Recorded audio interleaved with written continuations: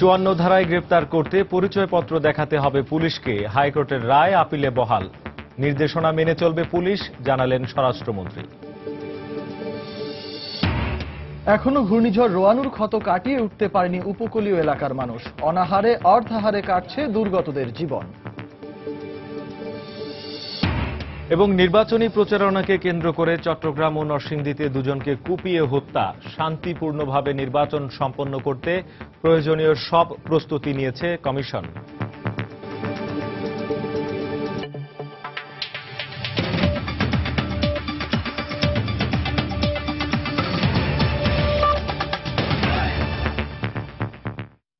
বাংলা সময়ে সঙ্গে আছি আমি সজল মিত্র রিচার্ড এবং আমি শেখ জায়েদ। বিনা পরোয়ানায় 54 ধারায় গ্রেপ্তার করার আগে পরিচয়পত্র দেখানোর পাশাপাশি গ্রেপ্তারের কারণ জানাতে বাধ্য থাকবে পুলিশ। 15 দফা নির্দেশনা দিয়ে 13 বছর আগে দেয়া হাইকোর্টের রায় বহাল রেখেছেন আপিল বিভাগ। প্রধান বিচারপতি এস কে সিনহার নেতৃত্বে আপিল বিভাগের 4 সদস্যের বেঞ্চ হাইকোর্টের রায়ের বিরুদ্ধে রাষ্ট্রপক্ষের করা আপিল খারিজ করে এই রায় দেন। এদিকে অ্যাটর্নি জেনারেল জানিয়েছেন, পূর্ণাঙ্গ রায় প্রকাশের পর এই বিষয়ে পরবর্তী সিদ্ধান্ত নেওয়া হবে। 1998 সালে একটি বেসরকারি বিশ্ববিদ্যালয়ের ছাত্র শামীম রেজা রুবেলকে বিনা ওয়ারেন্টে 54 ধারায় গ্রেপ্তারের পর পুলিশ হেফাজতে মারা যান তিনি। এরপরই 54 ধারায় গ্রেপ্তারের বিষয়টি নিয়ে প্রশ্ন ওঠে। এ ধারার বৈধতা চ্যালেঞ্জ করে উচ্চ আদালতের দ্বারস্থ হন 3টি বেসরকারি মানবাধিকার সংগঠন। রিট দায়েরের 5 বছর পর বিনা পরোয়ানায় গ্রেফতার এবং রিমান্ডে নেওয়ার বিষয়ে ফৌজদারি কার্যবিধির 2টি ধারা সংশোধনে সরকারকে নির্দেশ দেন হাইকোর্ট। পাশাপাশি গ্রেফতারের আগে পুলিশকে পরিচয়পত্র ও আটকের কারণ জানাতে হবে বলেও আদেশে উল্লেখ করা হয়। জিজ্ঞাসাবাদ করতে হবে আইনজীবী ও নিকট আত্মীয়দের উপস্থিতিতে এ সংক্রান্ত 15 দফা নির্দেশনাও দেন উচ্চ আদালত। যদিও এর নির্দেশনা 13 বছরেও মানা হয়নি বলে রায়ে উল্লেখ করেছেন হাইকোর্ট। 2004 সালে বিএনপি জামাত জোট সরকার এর নির্দেশনা চ্যালেঞ্জ করে সুপ্রিম কোর্টে আপিল করেন। মঙ্গলবার রাষ্ট্রপক্ষের এই আপিল খারিজ করে হাইকোর্টের রায় বহাল রাখেন আপিল বিভাগ। আপিল বিভাগ এই বিষয়ে নিজের আবার কিছু মডিফিকেশন বা একটু রদবদল করবেন বলে উল্লেখ করেছেন। এক একটা ঘটনার ক্ষেত্রে আইন শৃঙ্খলা বাহিনীকে এক এক রকম পদক্ষেপ নিতে হতে পারে, তবে যাই নিক না কেন এটা আদালতের নির্দেশের আলোকে নিতে হবে। রিটকারীর আইনজীবীরা জানিয়েছেন, সর্বোচ্চ আদালতের নির্দেশ মেনেই সন্দেহভাজন আসামিকে গ্রেফতার ও জিজ্ঞাসাবাদ করতে হবে। হাইকোর্টের নির্দেশ যেটা ছিল, তাদের অ্যাপিল ডিসমিস হওয়ার পরে আমি মনে করি যে এই নির্দেশনাগুলো প্রতিপালন করা একটি রাষ্ট্রীয় কর্তব্য। যে কোনো ধরনের অমানবিক সাজা নিষিদ্ধ। এই 2টি ধারা পরিপূর্ণ ব্যাখ্যা আমরা আশা করছি এই রায়ের মাধ্যমে পাবো, বিশেষ করে যখন পুলিশ গ্রেফতারি পরোয়ানা ছাড়া গ্রেফতার করছে এবং ম্যাজিস্ট্রেট যখন রিমান্ডে দিচ্ছে। একই সাথে ফৌজদারি কার্যবিধি, সাক্ষ্য আইন ও পুলিশ আইনের যেসব ধারা সংবিধানের সাথে সাংঘর্ষিক তা সংশোধনের বিষয়ে অভিমত দিয়েছেন সর্বোচ্চ আদালত। আফজাল হোসেন, সময় সংবাদ, ঢাকা। 54 ধারাসহ ফৌজদারি কার্যবিধির বিষয়ে হাইকোর্টের নির্দেশনা মেনেই কাজ করবে সরকার। আপিল বিভাগের রায়ের পর দুপুরে সচিবালয়ে স্বরাষ্ট্রমন্ত্রী আসাদুজ্জামান খান কামাল সাংবাদিকদের কথা জানান। এ সময় তিনি বলেন, কেউ যদি 54 ধারার অপপ্রয়োগ করে তার বিরুদ্ধে ব্যবস্থা নেওয়া হবে। প্রতিটা জিনিসই এই ফৌজদারি কার্যবিধিতে লেখা আছে। তা আমাদের মহামান্য সুপ্রিম কোর্ট যে রায় দিয়েছেন, সেই রায় অনুযায়ী যেহেতু এটা দিয়েছেন, এখানে আমাদের আর বলার কিছু নাই। এটা আমরা যথাযোগ্যভাবে আমরা এটা করবো, ব্যবস্থা নিব যাতে সবখানে রায় ফলো করা হয়। পূর্ণাঙ্গটা রায় আসলে আমরা সেটা দেখব। তবে মহামান্য আদালত যা করেছে সেখানে আমাদের কিছু বলার নেই, আমরা সেটাকে যথাযোগ্যভাবে আমরা দেখব। বিনা পরোয়ানায় গ্রেফতার ও রিমান্ডের বিষয়ে আপিল বিভাগের নির্দেশনা অনুসারে ফৌজদারি আইন সংশোধন হতে পারে বলে জানিয়েছেন আইনমন্ত্রী আনিসুল হক। 54 ও 167 ধারা সংশোধনী রায় বহাল করে হাইকোর্টের রায়ের বিষয়ে প্রতিক্রিয়া জানতে চাইলে দুপুরে সচিবালয়ে সাংবাদিকদের তিনি একথা বলেন। যে কোড অফ ক্রিমিনাল প্রসিজিওর বাংলাদেশে যেটা আছে, সেই সিআরপিসি বাংলাদেশেও কিন্তু বহুবার এটাকে অ্যামেন্ড করা হয়েছে। এটাকে যুগোপযোগী করার জন্য, মানুষের কল্যাণের স্বার্থে যেন এটা ব্যবহার করা যায়, প্রসিজিওরটা সংশোধন করা হয়েছে। জনগণের উপকারার্থে যদি কোড অফ ক্রিমিনাল প্রসিজিওর আরো সংশোধন করার দরকার হয় তাহলে করবো আমরা নিশ্চয়ই। নরসিংদীতে প্রতিপক্ষের নির্বাচনী প্রচারণায় অংশ নেয় এক চা বিক্রেতাকে কুপিয়ে হত্যার অভিযোগ উঠেছে। এই ঘটনায় এখন পর্যন্ত কাউকে আটক করতে পারেনি পুলিশ। গত রাতে সদর উপজেলার বাদুয়ারচর গ্রামে এই ঘটনা ঘটে। নিহতের পরিবারের সদস্যরা জানান, পঞ্চম পর্বের ইউনিয়ন পরিষদ নির্বাচনে অংশগ্রহণকারী এক প্রার্থীর পক্ষে গত রাতে প্রচারণায় অংশ নেন চা বিক্রেতা ইবাদ। পরে বাড়ি ফেরার পথে নিখোঁজ হন তিনি। সকালে বাদুয়ারচর গ্রামের নদীর তীরে তার মৃতদেহ পড়ে থাকতে দেখে থানায় খবর দেয় এলাকাবাসী। ঘটনাস্থলে পৌঁছে মৃতদেহ উদ্ধার করে ময়না তদন্তের জন্য সদর হাসপাতাল মর্গে পাঠায় পুলিশ। নির্বাচনী প্রচারণাকে কেন্দ্র করেই এবাদকে হত্যা করা হয়েছে বলে অভিযোগ করেছেন নিহতের স্বজনরা। তবে এ বিষয়ে ক্যামেরার সামনে কথা বলতে রাজি হয়নি পুলিশ।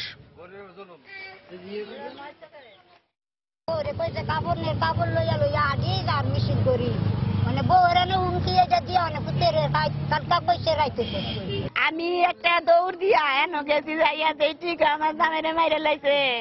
আমি এটার বিচার চাই। সকালবেলা আমি খবর পাইলাম যে আমার কালকে যে আপনার কর্মী মিছিল লয়ে গেছে তারা তো মেরে লাইছে।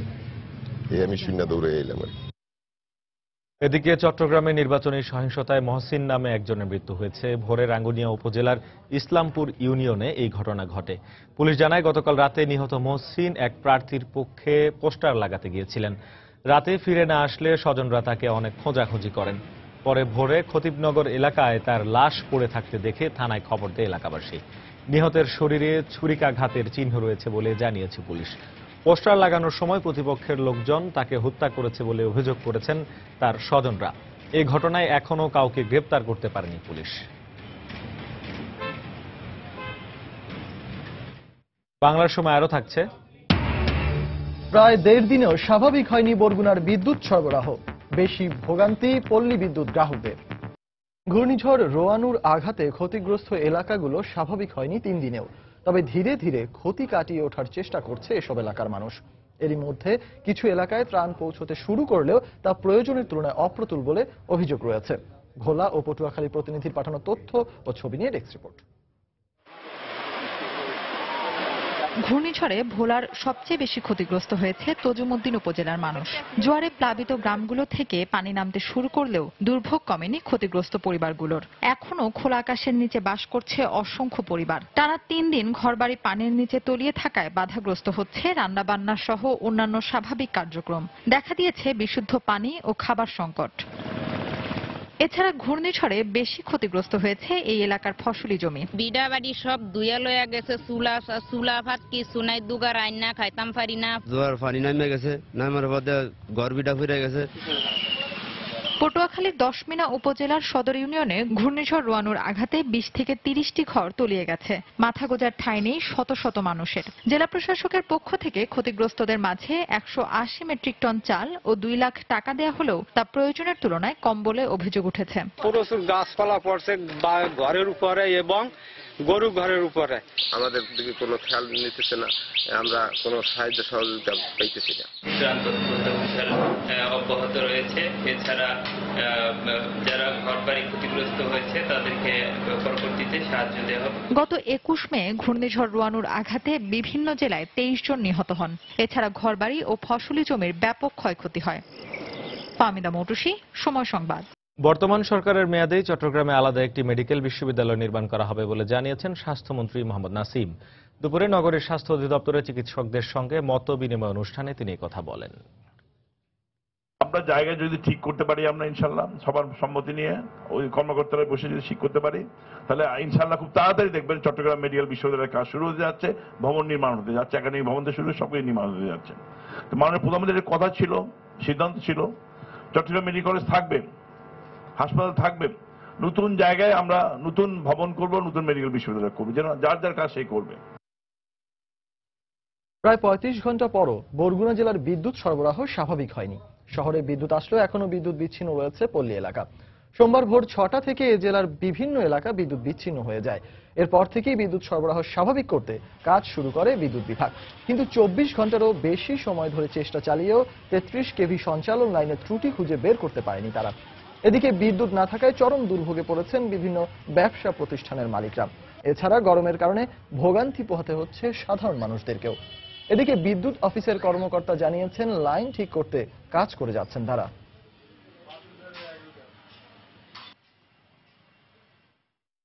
কোনো বাতাস না, বন্যা না, শুধু শুধু বিদ্যুৎ। আমাকে ব্যবসা বাণিজ্যের অবস্থা এককালে 12টা। টোটাল কাজ বন্ধ আমাদের, এই লেদের কাজ সবই বন্ধ, আমরা কারেন্ট ছাড়া তো কিছু করতে পারি না। বামনার সাইডে পেনিনসুলা ক্র্যাক করেছিল, আর এখন লাইন ঝড় বৃষ্টির কারণে লাইন ট্রিপ করেছে। অলরেডি আমাদের একটা গ্রুপ চলে গেছে বদনিকালীন নামে আমাদের একটা জায়গা আছে, ওটা আইসোলেটেড আছে কাটার জন্য। আগামী 30 মে নারায়ণগঞ্জের আলোচিত 7 খুন মামলার সাক্ষ্য গ্রহণ ও জেরার পরবর্তী দিন ধার্য করেছেন আদালত। সকালে জেলা ও দায়রা জজ আদালতের বিচারক সৈয়দ এনায়েত হোসেন এই আদেশ দেন। এর আগে সকাল 9:30টার দিকে 7 খুন মামলার প্রধান আসামি নূর হোসেন, র্যাবের সাবেক কর্মকর্তা তারেক সাইদ সহ 23 আসামিকে আদালতে হাজির করা হয়। পরে দুটি মামলায় আজ মোট 5 জনের সাক্ষ্য গ্রহণ করা হয়।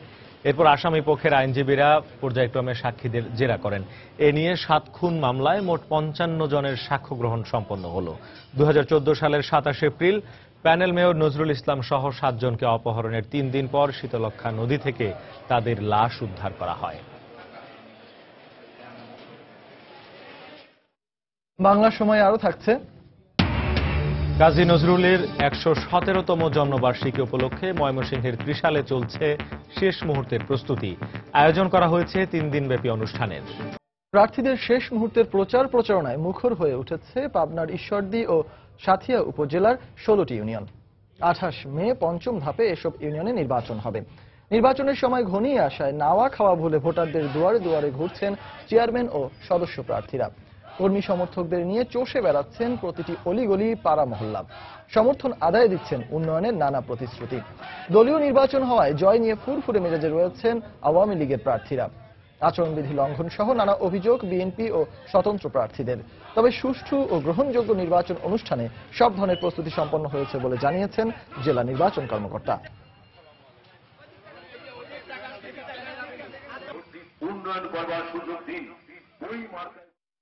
আমি চেয়ারম্যান নির্বাচিত হলে এই ইউনিয়নকে আমি মডেল ইউনিয়ন হিসাবে গুরুত্ব দেব। সরকারি দলের লোকজনের হুমকি, কাজে বাধা দেন, পোস্টার লাগানোর বাধা দেন, সেই কারণে স্বাভাবিক মানুষ এটাকে সুষ্ঠু নিরপেক্ষ নির্বাচন হওয়ার ক্ষেত্রে ভয় পাচ্ছে। অবাধ সুষ্ঠু নিরপেক্ষ নির্বাচন অনুষ্ঠানের লক্ষ্যে আইন শৃঙ্খলা বাহিনী নিরলসভাবে কাজ করছে। আমরা আশা করছি যে আগামী পঞ্চম ফেজের নির্বাচন অবাধ সুষ্ঠু এবং নিরপেক্ষভাবে অনুষ্ঠিত হবে। 1 দশক পর নতুন 2টি কন্টেইনার টার্মিনাল নির্মাণ করতে যাচ্ছে চট্টগ্রাম বন্দর কর্তৃপক্ষ।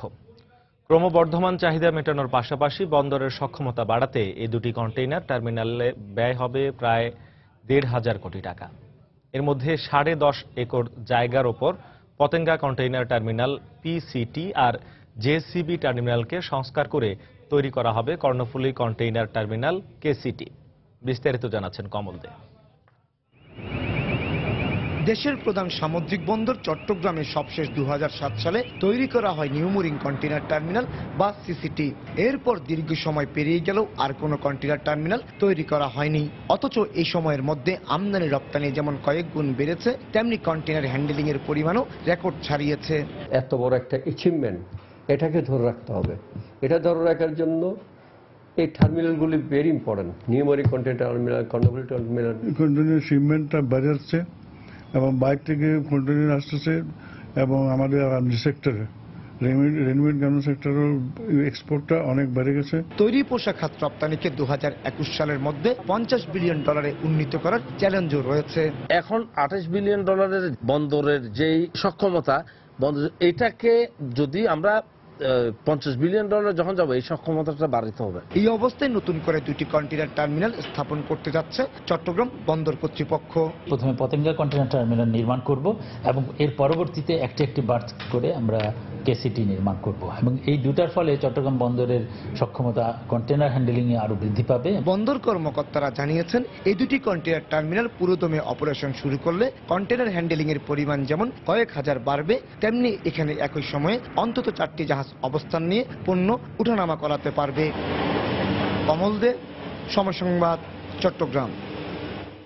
মানিকগঞ্জে অপহরণ ও ধর্ষণের দায়ে একজনের যাবজ্জীবন এবং 2 জনকে 14 বছর করে কারাদণ্ডাদেশ দিয়েছেন আদালত। দুপুরে মানিকগঞ্জের নারী ও শিশু নির্যাতন দমন ট্রাইব্যুনালের বিচারক হাসিনা রোশন এ রায় দেন। মামলার বিবরণে বলা হয়, 2005 সালের 19 নভেম্বর নির্যাতিতা প্রাইভেট পড়ার জন্য বাড়ি থেকে স্কুলে যাচ্ছিল। এ সময় অভিযুক্ত বাবুল শিকদার, মুসলিম মোল্লা ও সিকান্দার মেয়েটিকে অপহরণের পর ধর্ষণ করে। ঘটনার 3 দিন পর 22 নভেম্বর নির্যাতিতা বাদী হয়ে মানিকগঞ্জ সদর থানায় নারী ও শিশু নির্যাতন দমন আইনে অভিযুক্তদের বিরুদ্ধে মামলা করেন। দীর্ঘ শুনানির পর আদালত আজ এ রায় দিল। গাজীপুরে কুতুবুদ্দিন নামে এক ব্যক্তিকে হত্যা করেছে দুর্বৃত্তরা। সকালে টঙ্গীর আমতলী এলাকায় তাকে কুপিয়ে হত্যা করা হয়। স্বজনরা জানান, কে বা কারা কুতুবুদ্দিনকে মোবাইল ফোনে বাড়ি থেকে আমতলী বাজারে ডেকে নিয়ে যায়। পরে ধারালো অস্ত্র দিয়ে তার শরীরের বিভিন্ন স্থানে কুপিয়ে পালিয়ে যায় দুর্বৃত্তরা। স্থানীয়রা তাকে উদ্ধার করে টঙ্গী হাসপাতালে ভর্তি করেন। পরে উন্নত চিকিৎসার জন্য তাকে ঢাকা পঙ্গু হাসপাতালে নেওয়া হলে চিকিৎসক তাকে মৃত ঘোষণা করেন। নিহত কুতুবুদ্দিন পুলিশের সোর্স হিসেবে কাজ করত বলে দাবি স্বজনদের। তবে এই ব্যাপারে ক্যামেরার সামনে কথা বলতে রাজি হয়নি পুলিশ।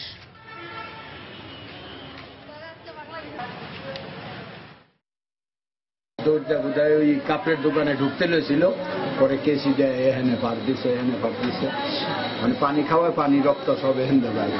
ছেলে যে পুলিশের সাথে থাকতো। নারায়ণগঞ্জে এক গৃহবধূকে শ্বাসরোধ করে হত্যার অভিযোগ উঠেছে স্বামীর বিরুদ্ধে। এই ঘটনায় নিহতের স্বামী মতিউর রহমানকে আটক করেছে পুলিশ। ভোরে রূপগঞ্জ উপজেলার কাহিনা এলাকায় এ ঘটনা ঘটে। নিহতের পরিবারের অভিযোগ, খাদিজা আক্তারের স্বামী মাদকাসক্ত ছিল। প্রায় টাকার জন্য তাকে মারধর করত মতিউর রহমান। এ নিয়ে গতকাল রাতে দুজনের মধ্যে কথা কাটাকাটি হয়। আজ ভোরে ঘরের ভেতর খাদিজার মৃতদেহ পড়ে থাকতে দেখে থানায় খবর দেয় এলাকাবাসী। পরে পুলিশ ঘটনাস্থলে পৌঁছে লাশ উদ্ধার করে ময়নাতদন্তের জন্য মর্গে পাঠায়। হত্যার ঘটনায় জড়িত সন্দেহে কাহিনা এলাকায় অভিযান চালিয়ে মতিউর রহমানকে আটক করেছে পুলিশ। কুমিল্লা ভিক্টোরিয়া কলেজের শিক্ষার্থী সোহাগী জাহান তনুর ময়না তদন্তকারী দলের প্রধান ডাক্তার কামদা প্রসাদকে হত্যার হুমকি দিয়ে চিঠি দেওয়া হয়েছে। সকালে কুমিল্লা মেডিকেল কলেজের ফরেনসিক বিভাগের প্রধান ডাক্তার কামদা প্রসাদের কার্যালয়ে ডাকযোগে এই চিঠি আসে। চিঠি পেয়ে দুপুরে সাংবাদিকদের কাছে ওই চিঠি পড়ে শোনান তিনি। চিঠিতে তনু হত্যার দ্বিতীয় ময়না তদন্তের রিপোর্ট যথাযথভাবে দেওয়ার জন্য হুমকি দেওয়া হয়। এদিকে চিঠি পাওয়ার পরপরই সিআইডি ও পুলিশ সহ কুমিল্লা মেডিকেল কলেজের ঊর্ধ্বতন কর্তৃপক্ষকে বিষয়টি জানান ডাক্তার কামদা প্রসাদ। এ ব্যাপারে কুমিল্লা কোতোয়ালি মডেল থানায় একটি সাধারণ ডায়েরি করা হয়েছে।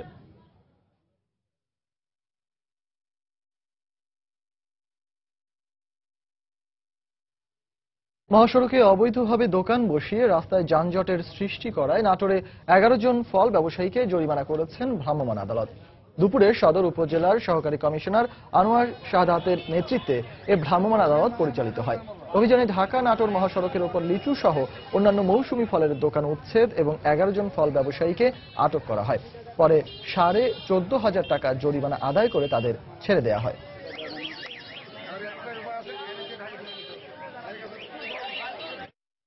নারায়ণগঞ্জ ও ধামরাইয়ের শিক্ষক লাঞ্ছনার প্রতিবাদে দেশের বিভিন্ন স্থানে মানববন্ধন ও বিক্ষোভ কর্মসূচি করেছে শিক্ষক সমিতি।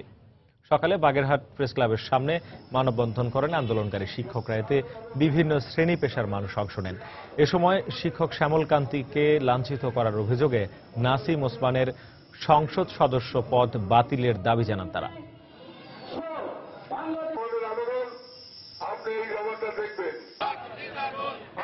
একই দাবিতে ঝিনাইদহে বিক্ষোভ মিছিল করে শিক্ষক সমিতি। পরে মানববন্ধনে অংশ নেন তারা।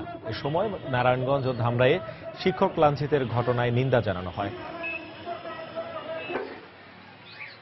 আমরা কি অপরাধ করেছি? আমরা চাই শিক্ষক সমিতি আয়োজিত। এছাড়া নওগাঁ, মানিকগঞ্জ সহ দেশের বিভিন্ন স্থানে প্রতিবাদ কর্মসূচি পালন করেছে বিভিন্ন সামাজিক সংগঠন। জাতীয় কবি কাজী নজরুল ইসলামের 117তম জন্মবার্ষিকী উপলক্ষে ময়মনসিংহে ত্রিশালে চলছে শেষ মুহূর্তের প্রস্তুতি। জেলা প্রশাসনের পক্ষ থেকে নজরুল জয়ন্তী উদযাপনের জন্য ব্যাপক আয়োজন করা হয়েছে। আগামীকাল নজরুল মঞ্চে এই অনুষ্ঠানের উদ্বোধন করবেন কৃষি মন্ত্রী মতিয়া চৌধুরী। ইতিমধ্যেই শেষের পথে নজরুলের স্মৃতি বিজড়িত স্থানগুলোর সংস্কার কাজ চলছে বই মেলা সহ বিভিন্ন আয়োজনেরও শেষ মুহূর্তের প্রস্তুতি। এছাড়া 3 দিনের এই আয়োজনে সাংস্কৃতিক অনুষ্ঠানকে ঘিরে মহড়া চালাচ্ছেন সংস্কৃতি কর্মীরা। অন্যদিকে জাতীয় কবি কাজী নজরুল বিশ্ববিদ্যালয়েও জয়ন্তী উপলক্ষে 3 দিন ব্যাপী অনুষ্ঠানের আয়োজন করা হয়েছে। আগামীকাল বিকেল 3টা থেকে মূল অনুষ্ঠান শুরু হওয়ার কথা রয়েছে। জন্মবার্ষিকীর এই অনুষ্ঠান চলবে আগামী শুক্রবার পর্যন্ত।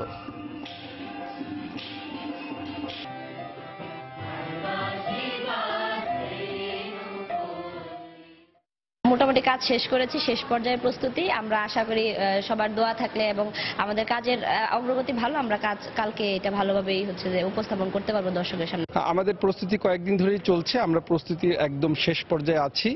আমাদের ডেকোরেশন, বই মেলা বা অন্যান্য যে সকল মেলা রয়েছে সকল প্রস্তুতি প্রায় শেষ। আমরা আশা করছি যে আজকে রাতের মধ্যে আমাদের সকল প্রস্তুতি শেষ হয়ে যাবে।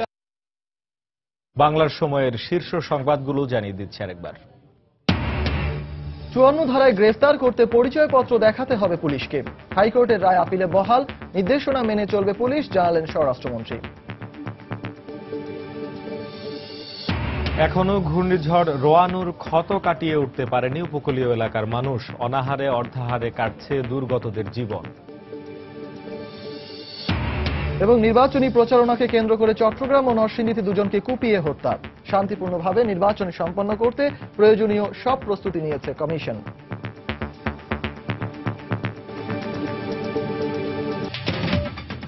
এই ছিল বাংলার সময়।